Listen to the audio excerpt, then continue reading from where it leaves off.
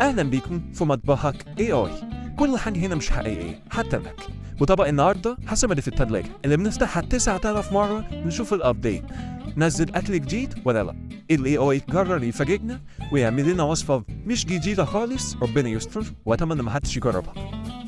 وطبق النهاردة هيكون شكشوكة. إيه هي بقى المكونات وكده؟ لأ مش هنقول الحاجات دي، الكل عارف، إحنا بنلعب بس.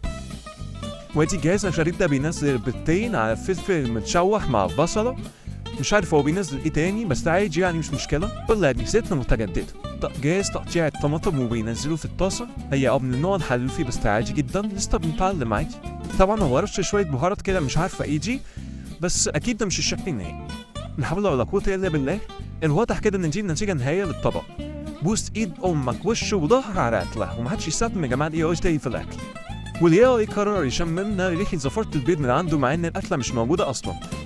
وكانت تجربة جميلة. أي حد ما بيعرفش يطبخ زي كده ما يحاولش يستخدم ال AI لأنه مش هيساعده في حاجة، وهيشمم ريحة زفارة الأكل حتى لو مش موجودة أصلا. كان معكم مساند ياسر في مطبخك وال AI. هنا هتشوف اللي عمرك ما هتعمل.